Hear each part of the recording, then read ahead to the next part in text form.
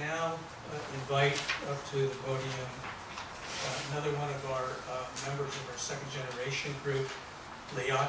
And she's going to share with you a short snippet of her mother's story entitled My Mother Halinka, Stories of a Resilient Young Girl.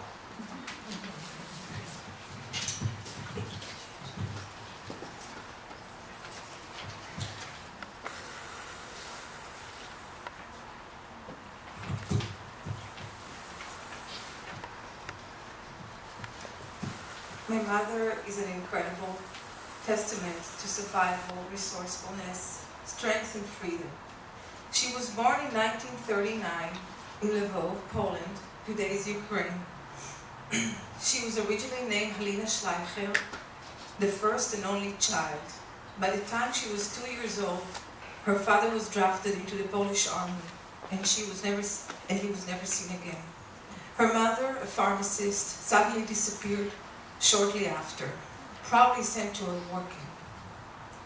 Little Halina was left with her grandmother, who was also suddenly taken and never seen again. Her Aunt Regina took her to hide in the care of a Catholic Polish woman named Helena Polochowa. She agreed to act as her mother, renaming her Halinka, a non-Jewish sounding name.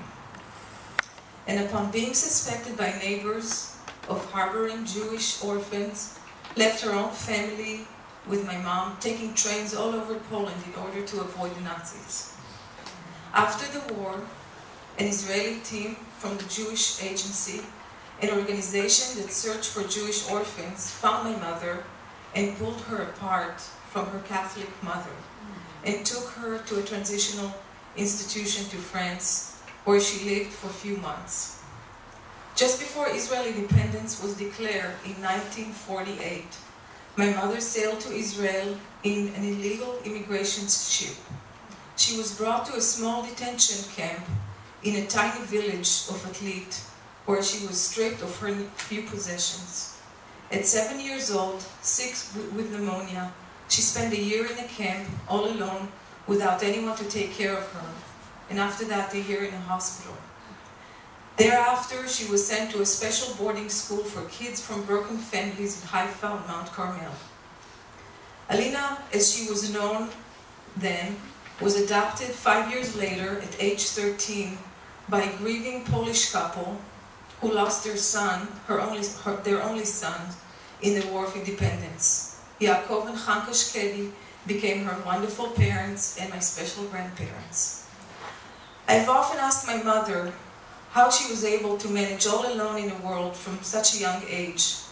She attributes it to having no choice but to adapt to life in inescapable circumstances and to the kind people whom she met along the way. I will add that her good nature and optimism helped tremendously. More importantly was her red-haired spunkiness. An example was when at 2 years old, she already understood who was going to take care of her better. She remembers her aunt who gave her away as a bad figure, the one who took her from her home and gave her to a foreign family. She remembers the aunt promising the Polish woman, "She's an easy, good little girl. She only requires nothing but bread and water. I'll be back in 2 weeks to see how you manage." One day Halina was at the yard, holding a piece of bread with butter in her hand. Suddenly she saw her aunt approaching them. My mom was wise enough to know that what will save her or put her in risk. She quickly turned over the piece of bread to the other side where the butter was on the bottom, thinking that if her aunt saw the butter, she would take her from the Polish woman because she was too much of an expense to keep.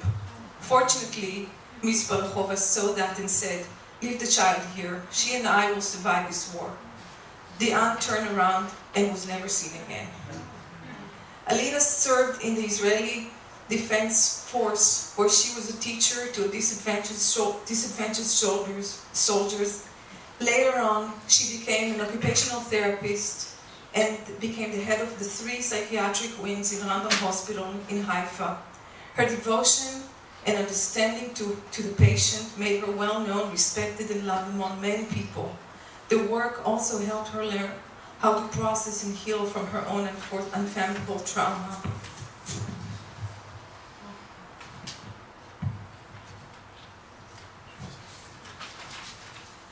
Alina married my father, Yitzhak Gottlieb, a native Israeli, and had 3 children, and established her life in Haifa on Mount Carmel. She now has 6 grandchildren.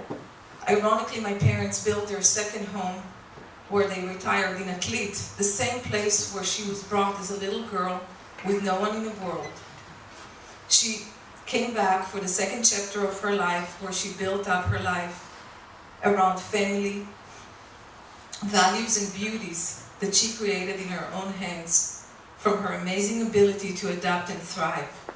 The miracle of her freedom and love of life and her family will always inspire and guide me through every challenge and opportunity that would come my way. Thank you for listening.